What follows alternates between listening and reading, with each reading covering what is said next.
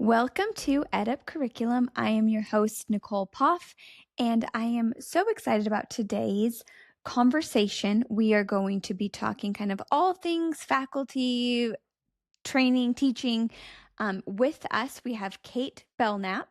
Kate, thank you so much for being here. I enjoyed our last conversation, so I'm excited to kind of do it again, but with an audience this time. So before we begin, Kate, can you tell us a little bit about yourselves? What do you want the listeners to know? Really, you can tell us anything.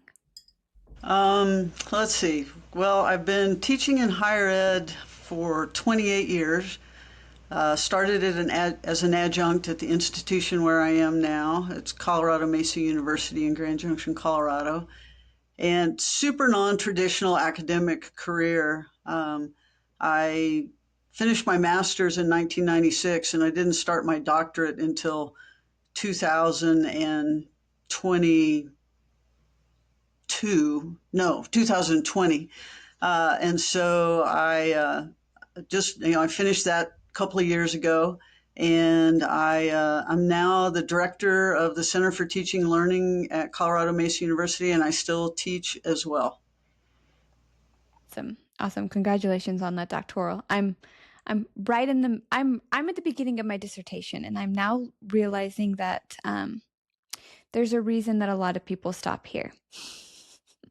This is, I think, the amount of mental breakdown I've had, within the last couple of weeks is as a new level. So I, and I haven't been in school since, I think, 2010. So not quite as big of a gap, but it took a while.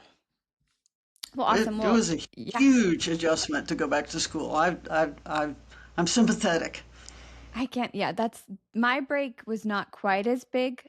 Now I would say it's having a 5-year-old and a 10-year-old was a weird choice for me I should have done it before having kids or when they were older, but I keep saying we're almost there. But Kate, what I really wanted to talk about is kind of this cultural transformation at Colorado Mesa. You and I talked about it, but you guys are doing really awesome work there. And, a lot of our conversation was around how faculty, they set out to be experts in their field, right? So biology, engineering, all of the things. But unlike our K through 12 kind of teachers, they're not receiving the pedagogy. Did I lose you? You're lagging.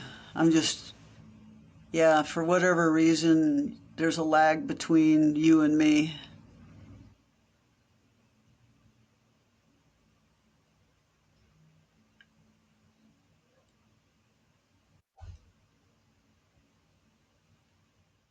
And I don't know whether it's on my end or your end.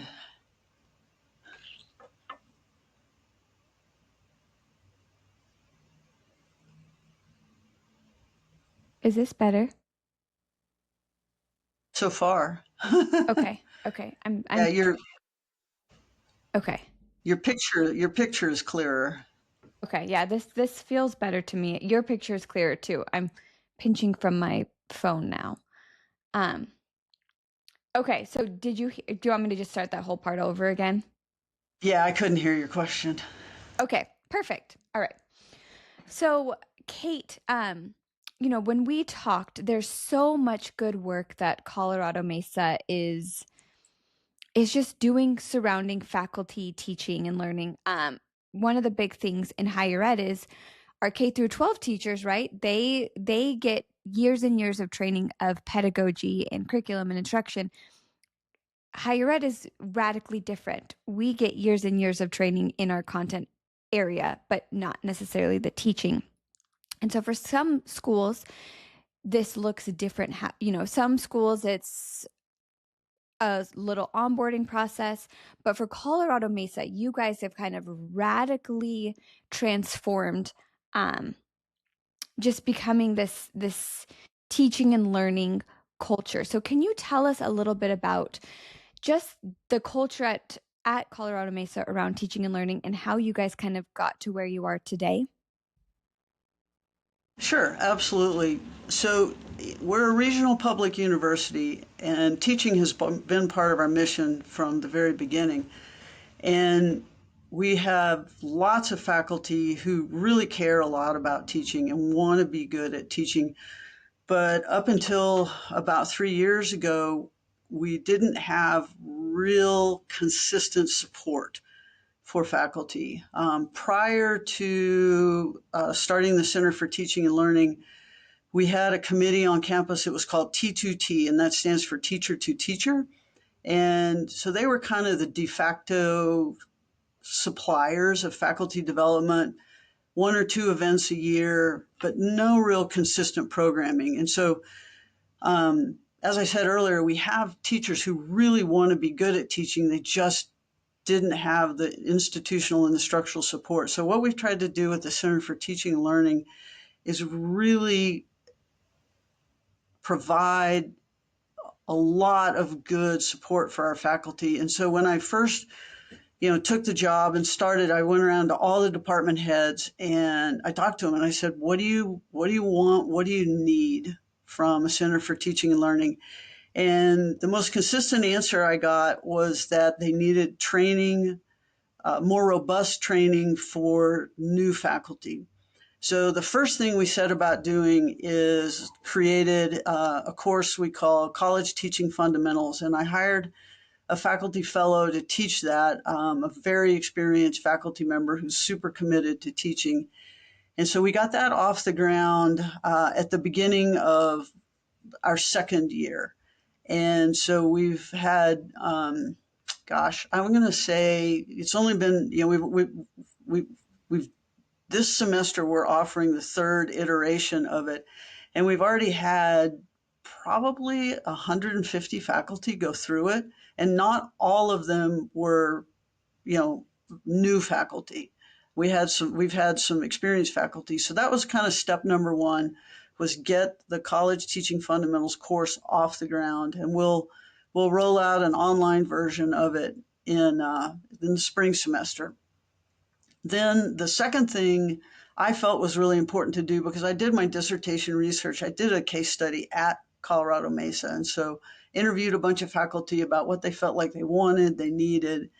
And so I felt like from talking to them, the one of the most valuable things they had discovered to help them improve their own teaching is, no huge surprise here, is talking to other faculty and more experienced faculty and observing other faculty.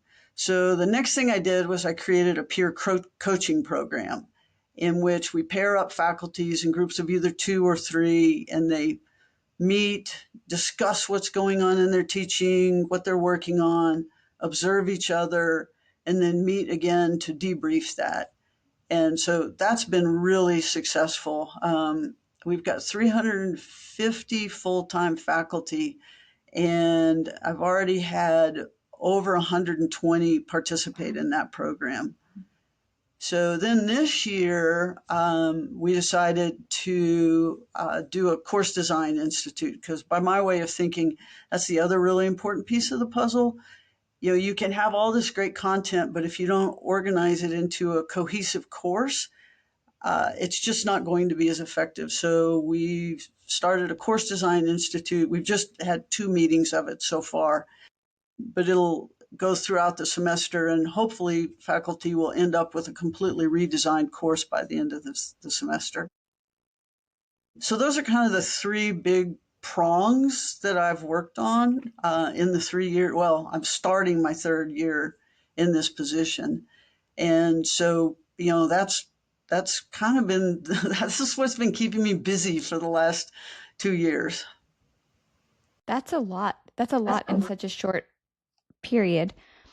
I'm curious because those numbers you gave of people who are engaging, faculty who are engaging with this content, those are good numbers given your faculty size. How are you like recruiting people or getting their attention, right? Like we know that sometimes schools face faculty reluctancy around things like this.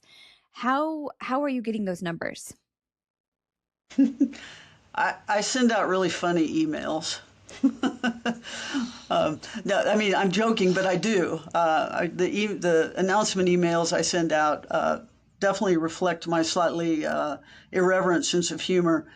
But more than that, I think it's word of mouth, honestly. I think the folks who have participated are telling other people how valuable it's been. And as I said before, we have a faculty who really does want to be the best they can be at their jobs. And so I think, you're always going to run into folks who, they're not interested, and that's fine. There's some people I know I won't reach, but my thinking is that if we get a big enough core of faculty who are regularly participating in our events, then that's going to trickle down or trickle up throughout the rest of the faculty. Absolutely. I mean, I'm sitting here thinking about how many schools they're like is sitting in a center for teaching and learning, and they're like, no one comes to us, right? We're here. We have webinars, we have office hours, we have all the things, but no one is coming to us. And I think, I mean, something that you and I talked about was this teaching culture that you're really establishing, right? Is get the buy-in, and then for those people who don't want to participate, it almost becomes weird that they're not participating, right? Because all their friends are doing it, and so then they're the oddballs out versus the other way around. In the beginning, when you kind of set out to really improve this area, were you met with any challenges or issues? I mean, it you make it sound so easy, and I'm sure that it wasn't. Yeah, I mean, I'm largely a center of one, and I've been able to hire two faculty fellows. One who I already mentioned, who put together our college teaching fundamentals, and then I've hired another fellow to help me with communications, do a newsletter, and also he's helped us create a web. Basically, it's within a course shell. It's within a D2L shell, but it's an enormous resource for faculty in terms of where they can go to get materials. But anyway, back to your original question. We've got a lot of support from upper administration. Our provost and our vice president for faculty success are fully behind this, and they encourage faculty on their annual evaluations to note that they've been to workshops and that sort of thing. And so I think that really helps. Having upper administration support is pretty crucial, really. Absolutely, absolutely. And I think so. I mean, you have the support from all the way around. It's wild to think that you were a team of one. Like truly, when you list off what you've done in we're going to say 2 years since you're beginning year three, that's that's a lot for such a short time frame as a party of one. I mean, you and I've talked, and honestly, I thought that you had more people in your office. That's really impressive. I'm curious about the online version of which one is going live. Is it the Course Design Institute? Is that the one you're taking online, or the And no, fundamentals you're it's taking online? yeah, college teaching fundamentals. Hmm. That okay, that one. So that one you're taking online. How will that one? Because I think in terms of scalability, is a plan that the online version can scale to even more faculty, or will it still be very similar to the on ground, just in the online capacity? A little bit of both. We're still in the process of tinkering with it, but worked with our distance ed folks, and they helped us create. They took what we had in the in-person version, and helped us create an online version that maintains some of the key elements of the face-to-face version, but obviously they're going to be different. But we have a satellite campus in Montrose, which is an hour and a half away. So, I feel like we've got to have something for those folks. And the reality is not everyone can make it to in-person offerings. So what we've tried to do is stay as true to the face-to-face version as we possibly can while making it accessible in an online format. And yes, we absolutely want it to be scalable. That's awesome. How how have faculty responded? I mean, so you have all these things, you have great numbers. What is the faculty response? They sit through these various workshops or offerings. What are faculty saying? By and large, because I, try to survey almost everyone after every event, by and large, the satisfaction is very high. They feel like it's valuable. I mean, I do the same thing in my classes, honestly. After I try a new activity or something I've never done before, I always ask my students, how did that work? How did that help your learning? And I do the same thing with faculty. And by and large, they feel like it's successful. But what I really think is important is that prior to us having a center for teaching and learning, and we have a physical space, like we have a really nice big room in the library that has windows. It's very conducive to putting on events there. And I think what faculty really, underlying all the desire to be more proficient at our crafts, there was also this desire to connect with other faculty. We were pretty siloed prior to this. And our new, we have a new, I say a new president, he's in his fourth year. And then our new provost, she's in her third year. And they both were very supportive of faculty connecting with other faculty. So I think that's also a driver. I mean, faculty, they come to events so that they can, create relationships with their colleagues. And that's really important, I think, to, faculty satisfaction, faculty longevity, that kind of thing. I love that you just brought that up because I feel like so many times we're focused on like student sense of belonging, right? And we are trying to figure out how to make the students more connected and engaged. And that's important. But ultimately, when we think about who is serving those students, who is helping establishing those connection points, it's our faculty.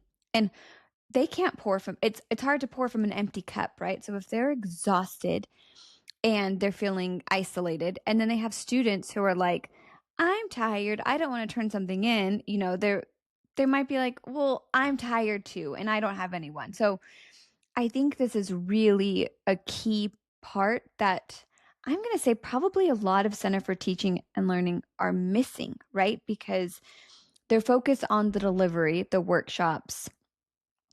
But I have never, I mean, I've been having this podcast for over a year now.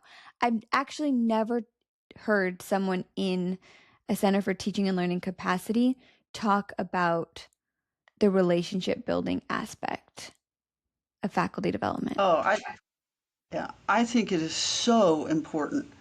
And again, that's what my dissertation research told me was that faculty learn well from other faculty and they appreciate being able to have conversations with each other. And so from the very beginning, I mean, that's kind of been my drumbeat is connection, connection, connection. And anything else we do on top of that is bonus as far as I'm concerned.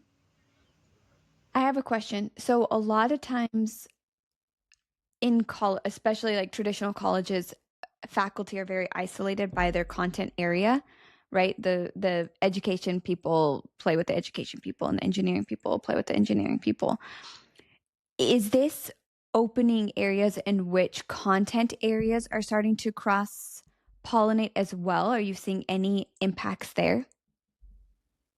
Yeah, absolutely. And mostly because of our peer coaching program, because I really encourage, I don't mandate, but I absolutely encourage.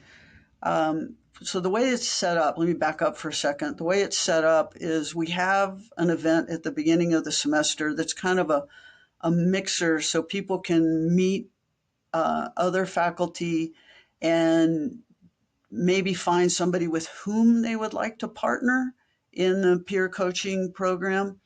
Um, if they don't find anybody, I'll just match make myself. But I really encourage people to pair with somebody who's not in their discipline. And this is important for two reasons. One, they're going to be evaluated within their own discipline, probably by their department head who will observe them. And so they're going to get an observation and an evaluation from within their department. The peer coaching program is completely non-evaluative.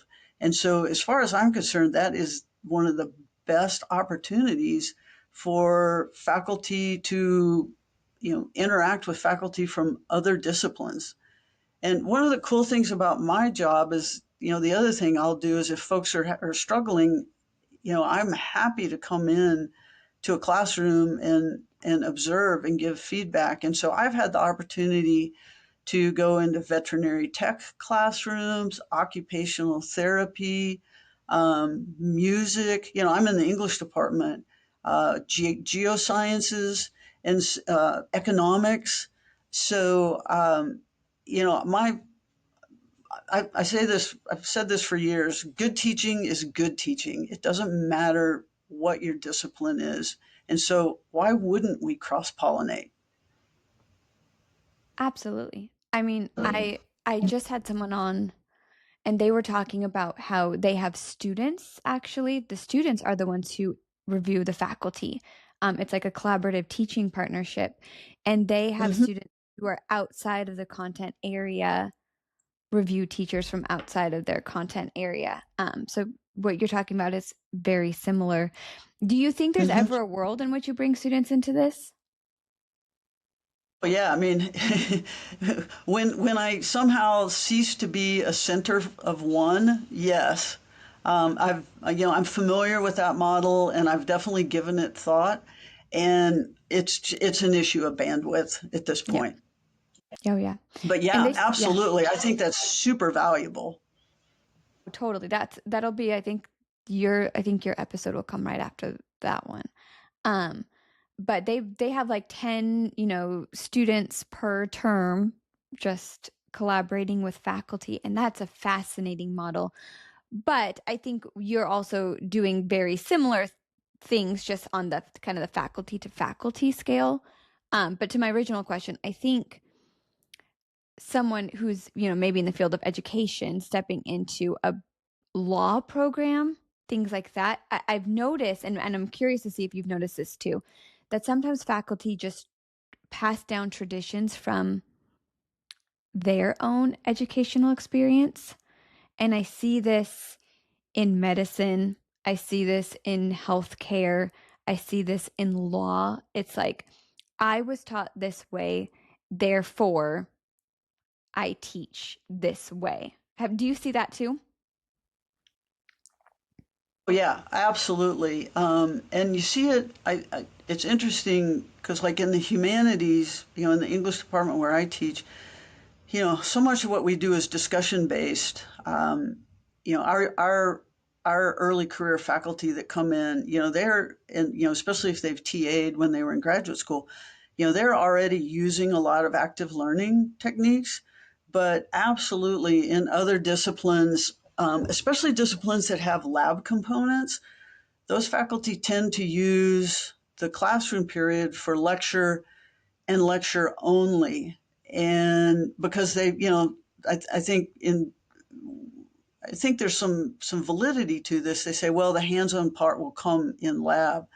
And so one of the things I try to convince folks of is even in that situation, you can still incorporate active learning into your lectures, and get way more bang for your buck that way. Absolutely. Absolutely. Do you, I had a question. What was it? Do you ever think, so higher ed, like this is our model, right? We have the content experts and then they become teachers. And there's this gap. And I think as we bring on adjunct faculty even more so. I worry that this gap is going to get bigger, not smaller. This gap of pedagogical practices, designing curriculum, especially as we bring in practitioners in their industry, right? A marketing person who is a fantastic marketing person, but is now responsible for designing a classroom when really they have not had exposure to that. How do we industry wide like start to make preparing our faculty prepared for the classroom? How do we start to normalize this? This is more of a philosophical question, I guess.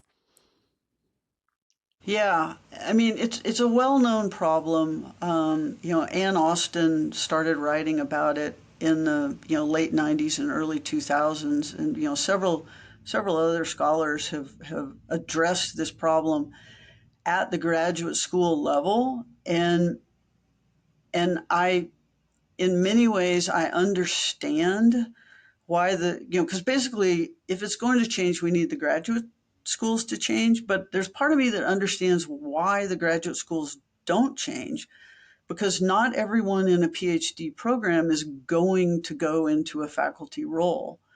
So I feel like what we have seen happen over the last 20, 30 years in this country is that schools are forming centers for teaching and learning, and saying, okay, we're going to take these content experts and research experts and we're going to teach them how to be teachers.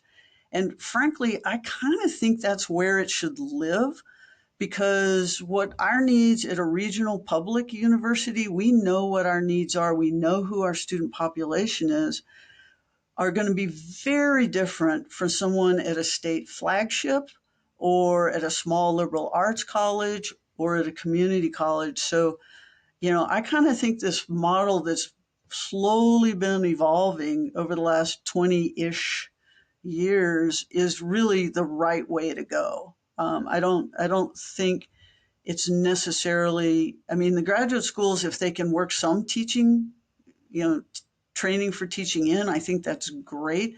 But I kind of agree, it's not their main purpose. Yeah. Yeah, it's like it's where do you fit it in? Because if you're a K through 12 teacher, and I hate to keep going back to this, it's baked into your program. You're going to be a teacher in X Hmm. classroom, and here's all the skills. And so higher ed, it's Hmm. so interesting because we know, like you just said, that a lot of people in a PhD program, they want to become teachers or faculty, but there is no space set aside in the curriculum for that acquisition of knowledge. It's really interesting to me, and I wonder if we'll start to shift it. I do have another question though. So currently, we've talked a lot about your recruitment strategies being around sending emails and it's voluntary. Do you ever intentionally seek out faculty? Like, let's say there's student concerns or there's a high dropped course or a high failed course. Do you ever actively pursue a faculty member to just have casual conversations of maybe what's happening here? Yeah, usually what happens is the department head will reach out to me, and ask me to connect with a faculty member or ask the faculty member to connect with me. And I think I appreciate that they do that. One of the things I've been really careful about with the department heads is I want to make sure that coming to the Center for Teaching and Learning is never framed as punitive. It's just simply a way to expand your skill set. And so I tend to tread very carefully with that. Okay. But yes, I mean, department heads tip me off on a fairly regular basis, and I do reach out to those faculty members, or they reach out to me, and we just sit down. And typically my question is, "Hey, tell me what's going on in your classes. Let's talk. Let's see what we can figure out." I love that because you're right. It's such a slippery slope of punitive versus them coming to you kind of their own free will. But I also think back to like, if you ask for volunteers, the A student is going to volunteer all the time, be like, pick me, pick me, pick Hmm. me. And I think we see that a lot in faculty as well. The faculty who are shining star faculty volunteer for the extra opportunities, were the ones who, maybe are more reluctant or maybe set in their ways. They're not necessarily raising their hands for these opportunities. Yep. And so how do You're we make sure you're that we're reaching them? absolutely right. Yeah. And that's hard. I mean, that's one of the things I've tasked myself with thinking about and trying to come up with some ideas about this year is how do I engage the mid and later career faculty? And the thing I've hit on that I'm still in the thinking process on this, but the thing I've hit on is, well, how can those faculty be of resource to our younger faculty? I think Homer's Odyssey, the sirens, the song of the siren is, there's a poem that says that the most irresistible thing you can say to somebody is, I need you.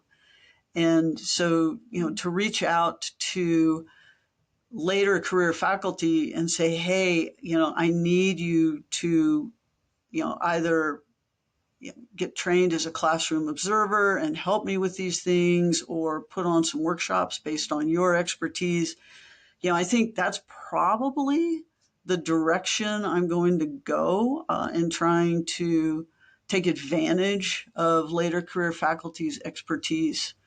Um, but the other thing that has been really helpful in getting faculty to participate is that on our annual evaluations, our provost has put on a suggestion that faculty get observed at least once a year, and it doesn't have to be from within their own department. So that's I think prompted some faculty to reach out to me and say, hey, will you come to my classroom and observe? That gives some incentive for sure.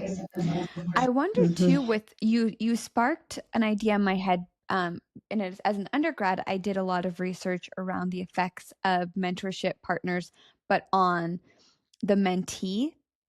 Oh no, sorry, on the mentor. So the mentor, the effects Mm-hmm. the mentor feels.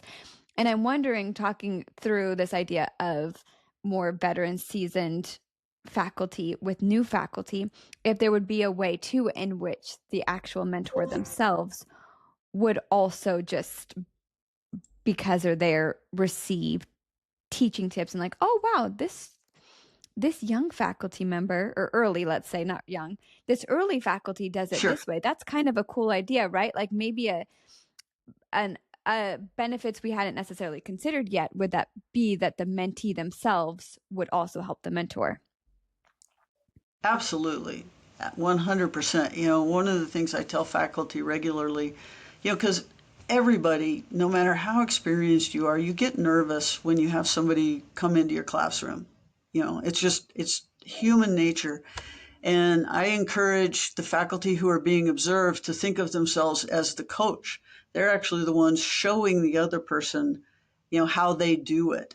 And and I 100% agree with you that some of our early career faculty, they come in with great ideas and great tools, and the learning absolutely goes both ways. And we actually do have a formal mentoring program. I've worked with our vice president for faculty success to help get that going as well. And, his goal is to have a mentoring program within every department by the end of, I think, next year. And I believe we're getting pretty close on that. So that's something else that, it's not, I've worked on it, but it's not completely my responsibility, Yeah, which is that's good. awesome. Yeah, yeah, you're like, I'll help by collaboration, but not be responsible for it. That's amazing. Exactly. So, do you, I mean, knowing that this is such a strong part of your identity and now Colorado Mesa's identity, do you think there'll be a world in a couple of years where every faculty member interacts with your department in some way, shape, or form throughout their their tenure with Colorado Mesa? Is that a goal? I mean, that's absolute dream state without a doubt. And, one of the things we've really revamped our new faculty orientation very significantly, and all full-time faculty are required to attend it. And so we have a 3-day event at the beginning of the semester, but then we have subsequent events throughout the first year, then the second year, and even into the third year.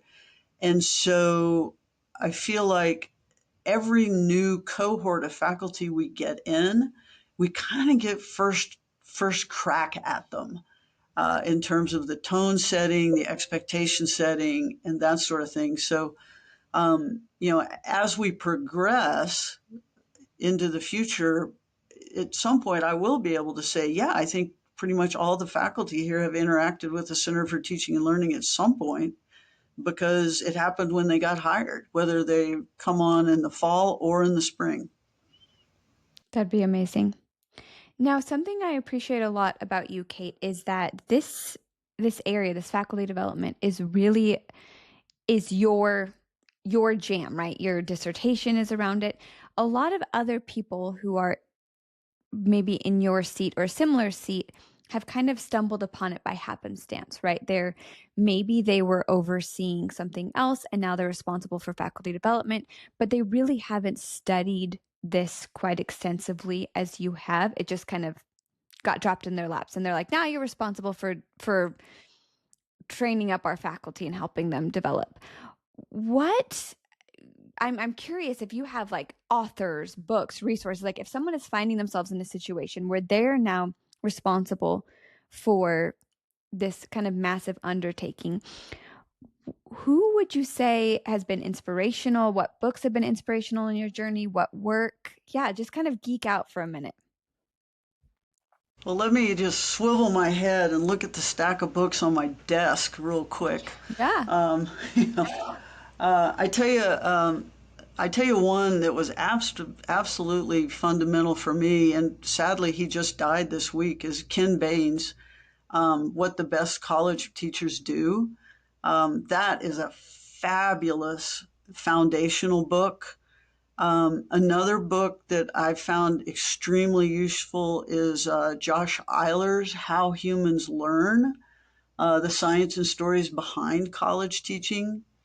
I've got one right now that I just got. I haven't started it yet, but it's "How Learning Works" um, by Lovett, Bridges, DiPietro, Ambrose, and Norman.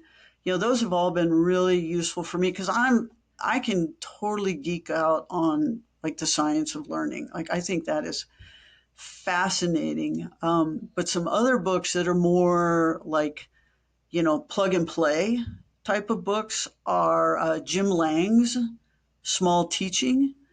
And another one, I'm going to have to look at the title here. It's Teaching for Learning, and it's 101 research backed strategies for higher ed classrooms. And that's by Major, Harris, and Zarezjek. So Okay. those are some that I've just really, I've leaned on quite a bit.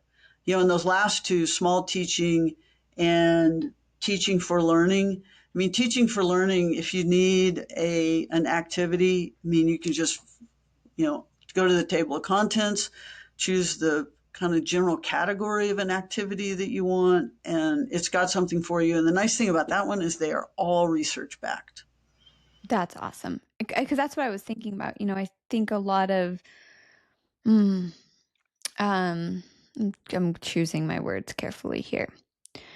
The natural inclination is to produce workshops or trainings based on maybe what we've experienced as teachers. Um, but having practices that are research based and more evidence based, I think there's an area there. I'm gonna say I think we could do better at saying here's research based practices, not here's things that I think personally feel good to me. Mm-hmm. So I appreciate that list because I do, I mean, schools are tightening their belts, right? They're getting smaller. It feels like every week at this point in time, and I'd hate to like bring this to a dark space, but it feels like every week there's, some other school who is taking one department and moving it to the other, and then they're getting rid of that department, right? Just as budgets shrink.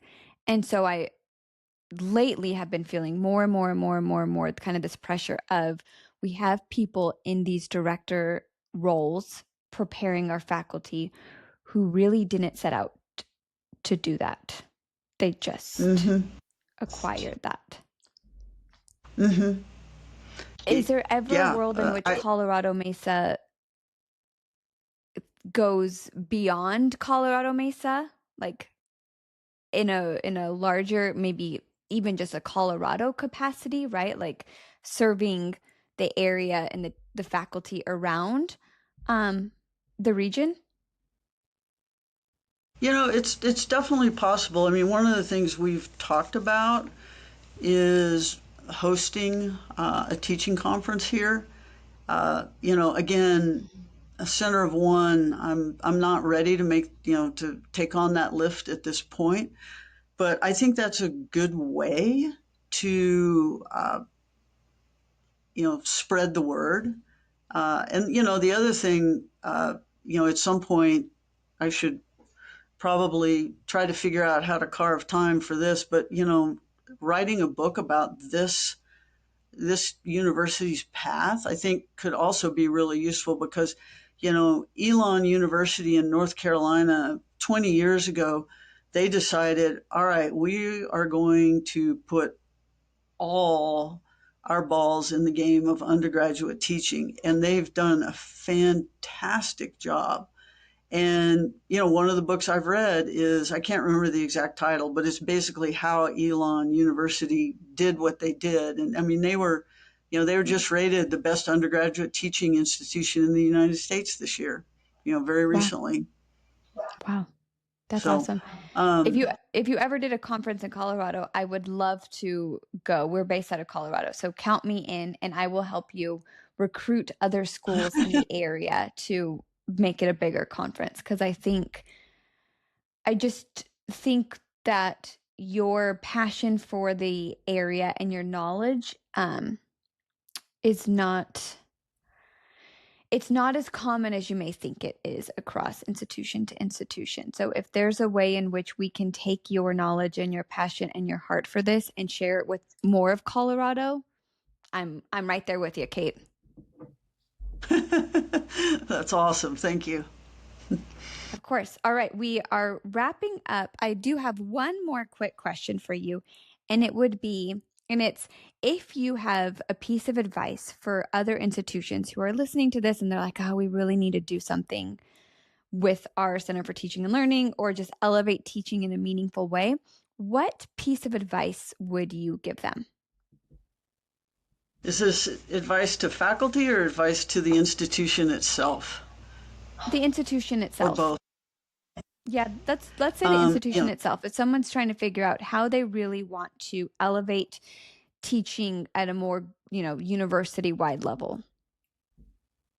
I think at least two steps, and I might think of a third step while I'm talking. But the first step is the upper administration has to be on board. They have to say that we are committed to our faculty being the best teachers they can be, and I can easily make a case that effective faculty keep students in school. Effective faculty help students make it to graduation. They help students persist. So, even if we're looking at this from a financial standpoint, it is an investment well worth making to ensure that your faculty are doing the best possible job that they can be doing. So, first step is make sure your administration is on board. If you can find a little money, that also helps. But then the other thing I would do is I would absolutely do some focus groups with faculty and talk to faculty. What do they want? What do they need?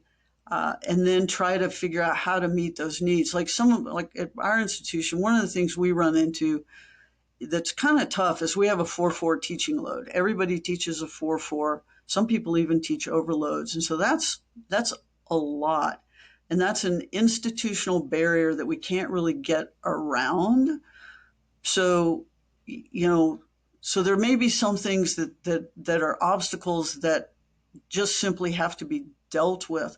But one of the things I do in workshops is, I say, okay, faculty, here's how you can be more efficient and more effective in a shorter period of time. And I was doing this even before ChatGPT, and now ChatGPT's made it that much easier. But so anyway, the two things is I think the institution absolutely needs to make a commitment to it, and for whatever reason they choose, but it's in the long run, it is absolutely going to benefit the students if the faculty are being effective in the classroom. And then talk to your faculty, find out what they want and need.